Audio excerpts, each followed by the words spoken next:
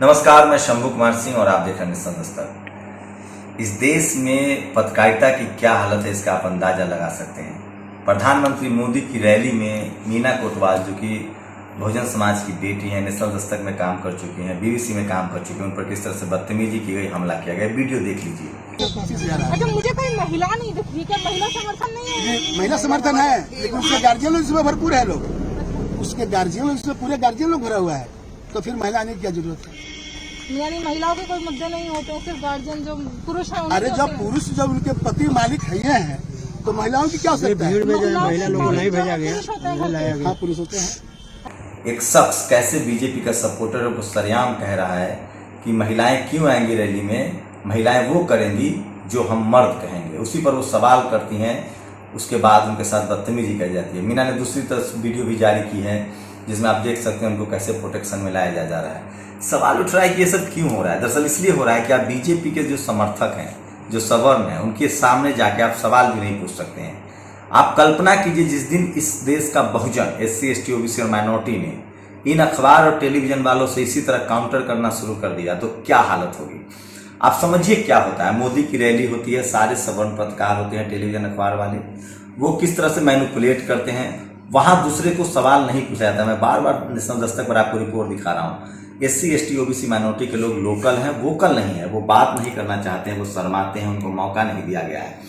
वहीं सवर्ण जो पत्रकार होते हैं, जैसे ही वो SC ST OBC माइनॉरिटी का कोई नेता मिलेगा तो उसको बखियां उधेड़ देता है, इसी तरह से सवाल पूछता है। मीना कोटवाल बहुजन समाज से हैं, दलित बेटी हैं, वो सवाल पूछ रही थी, उसके बाद उन पर हमला किया गया। तो सोचिए, यूट्यूब का पत्रकार भी इस देश का सवर्ण बर्दाश्त नहीं कर सकता है। मुझे लगता है इस देश के बहुजनों को अपने घरों से अपनी बहन बेटे को पत्रकार बनाना चाहिए। जिस दिन जब तक आप पत्रकार नहीं बनाएंगे, मोदी को हराना, RSS को हराना, विचार को हराना, ये कम्युनिकेशन का काम है। इसलिए मानवर साहब ने कहा था कि मनी, मीडिया और माफिया से सावधान रहिए। इसलिए बाबा साहब ने अखबार शुरू किए थे, ये बहुजनों को समझना होगा। लेकिन आप लोग तो अभी भी ABP न्यूज, फलाना ढिमकाना देखेंगे। तो ये लगातार आपको समझना पड़ेगा कि इस देश में बहुजन समाज की अगर हालत है, मैं नेशनल दस्तक पर दिखा रहा हूँ लगातार ग्राउंड रिपोर्ट। देश के हर जिला, हर गांव, हर प्रखंड, हर शहर में अगर कोई भूमिहीन है तो वो शेड्यूल कास्ट के लोग हैं, माइनॉरिटी के लोग हैं, OBC के लोग हैं, लाचार है, बेबस है, तो ऐसे लोग हैं। और अब मुझे लग रहा है कि लालू यादव को जेल में क्यों डाला गया, लालू यादव के राज को जंगल राज क्यों कहा जाता था, और लालू से इतनी नफरत क्यों है, क्योंकि उन्होंने पहली बार, 40 साल कांग्रेस की सरकार थी, पहली बार वो दलितों के घर बनाने लगे थे, भूमिहीनों को जमीन देने लगे थे, इसलिए इतनी नफरत है। दूसरी बड़ी खबर है, मायावती ने आज ऐलान किया है फिर प्रेस कॉन्फ्रेंस करके कि वो किसी भी कीमत पर बीजेपी के साथ नहीं जाएंगी। देखिए, मायावती के राजनीति करने के तरीका से आप सहमत हो सकते हैं, असहमत हो सकते हैं, लेकिन एक मुख्यमंत्री के तौर पर उन्होंने जो सोशल जस्टिस के लिए, दलित समाज के लिए, बहुजन समाज के लिए किया है, जो बहुजन आइकॉन के लिए किया है, जो सांस्कृतिक विरासत के लिए किया है, उससे आप इनकार नहीं कर सकते हैं। चाहे वो सावित्रीबाई इंटर कॉलेज हो, चाहे कांसीराम सुपर स्पेशलिटी अस्पताल हो, चाहे हर जिले में दलितों के लिए घर हो, स्कूल हो, कॉलेज हो, यूनिवर्सिटी हो, और सबसे बड़ा जो आपका सांस्कृतिक विरासत है, फूले पेरियार, अम्बेडकर, लखनऊ, नोएडा का पार्क है। तो मायावती शानदार काम किया। रही बात बीजेपी की, तो वो 4 बार मुख्यमंत्री रहे, उनकी अपनी पार्टी है, लेकिन ये बात तो तय मानिए कि आप उनकी विचारधारा पर सवाल नहीं पैदा कर सकते हैं। आप सोचिए ना, सारा का सारा कांग्रेस बीजेपी में चला जाता है। बीजेपी, आप विधायक चुनते हैं कांग्रेस के, सरकार बनती है बीजेपी की, तब आप भी आप कांग्रेस को नहीं कहते हैं कि वो RSS का भाई है या RSS का पीछे लग्गू है।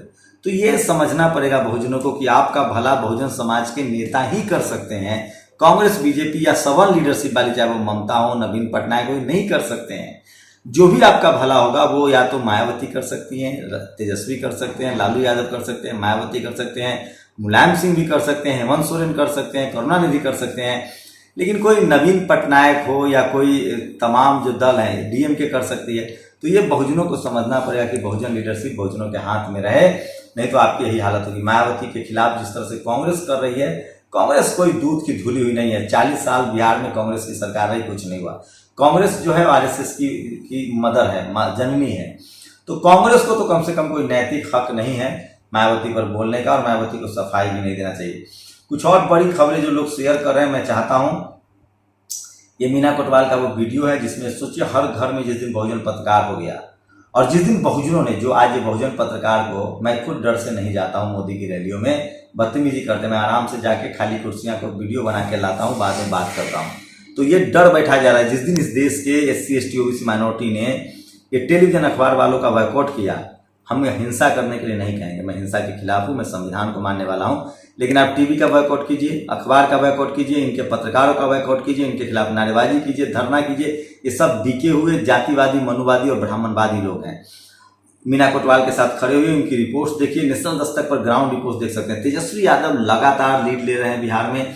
चिराग पासवान ने एक बड़ा आरोप लगाया कि ईवीएम में गड़बड़ी हो सकती है। बताइए ईवीएम में गड़बड़ी कौन करेगा? नीतीश करेंगे, बीजेपी करेगी। चिराग पासवान आरोप लगा रहे हैं, जो बीजेपी के गठबंधन में है, मोदी जी के गठबंधन में, हम नहीं कह रहे हैं। तो ईवीएम एक बड़ा फैक्टर है। तेजस्वी लगातार लीड ले रहे हैं। वो जिस तरह से रैलियों में वीडियो देखिए, किस तरह से उनको प्रशासन सिक्योरिटी नहीं दे रहा था, अब हेलीकॉप्टर रूल बनाया जाए, उसके बाद 19 रैलियां कर रहे हैं। अब ये एक फोटो आज सोशल मीडिया पर वायरल हो रहा है। देखिए किस तरह से चौधरी चरण सिंह एयरपोर्ट जो था उसको अडानी एयरपोर्ट कर दिया गया। ये है मोदी जी का राष्ट्रवाद। रेल बेच देंगे, एयरपोर्ट बेच देंगे, डिफेंस बेच देंगे, सेना की वर्दी तक अब निजी होगी, बैंक बेच दिया।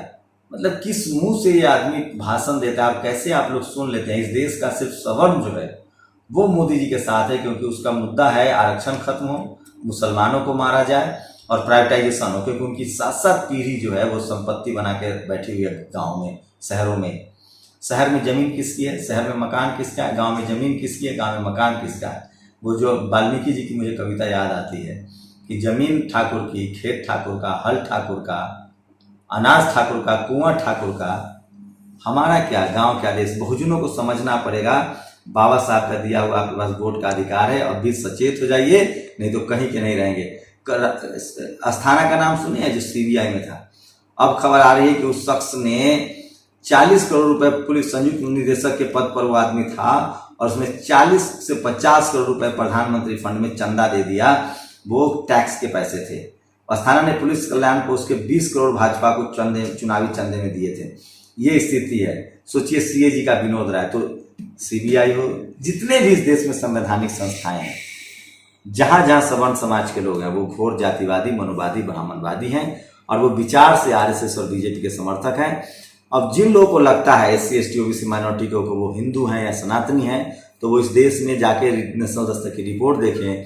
आखिर इस देश में दलितों के पास जमीन क्यों नहीं है, नौकरी क्यों नहीं है, उनका शहरों में कब्जा क्यों नहीं है, पिछड़ों के साथ जमीन क्यों नहीं है, कब्जा क्यों नहीं है, मुसलमानों के पास जमीन क्यों नहीं है, कब्जा क्यों नहीं है, आदिवासी के पास जमीन क्यों नहीं, कब्जा क्यों नहीं है। और अगर ये सब भगवान का कसूर है, आपकी किस्मत है, तो आप उस धर्म से निकलिए। सब कुछ परिवार के हिसाब से, जिस धर्म को आप मान रहे हैं उस धर्म ने आपको नीच और अछूत कहा है।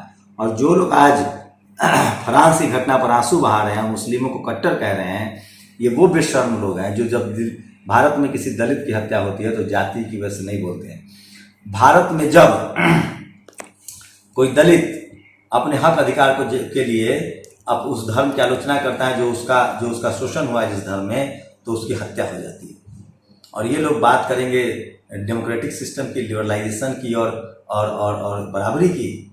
तो आपको समझना पड़ेगा कि आपको क्या चुना है। एक नेशनल दलित समाज का, बहुजन समाज का यूट्यूब पत्रकार नीरज पटेल पर केस दर्ज हो गया है। प्रशांत कनौजिया को जेल में डाल दिया गया। मीना कोटवाल पर हमले हो रहे हैं। मेरा तो समझिए क्या होगा किस समय नहीं पता मुझे। तो आप बताइए कि बहुजन समाज का पत्रकार, यूट्यूब वाला पत्रकार बर्दाश्त नहीं कर सकते हो, इसका मतलब तुम लोग पोर बेईमान हो। और जिस दिन SC ST OBC माइनॉरिटी ने मीडिया अवेयरनेस समझ गया, सीख लिया, और जब ये आपके साथ बदसलूकी करना शुरू करेगा, तो अंदाजा लगाओ कि तुम्हारा क्या होगा। मैं इसलिए कहता हूं, जिस दिन इस देश का SC ST OBC minority Bahujan Samaj सड़कों पर खड़ा होना सीख गया, उस दिन तुम्हारी क्या दुर्गति होगी। कास्टिस्टो, मनुवादियों, जातिवादियों, ये सोच लो। आप लोग की क्या प्रतिक्रिया, अपनी प्रतिक्रिया जरूर दीजिए। शुक्रिया। नेशनल दस्तक की आपसे गुजारिश है कि अगर इसको बचाना चाहते हैं तो नेशनल दस्तक को सब्सक्राइब करने के लिए रेड कलर के सब्सक्राइब बटन को दबाएं, फिर बेल आइकन की घंटी दबाएं। नेशनल दस्तक को बचाने के लिए बहुत जरूरी है कि हर खबर को शेयर करें, लाइक करें, कमेंट जरूर करें।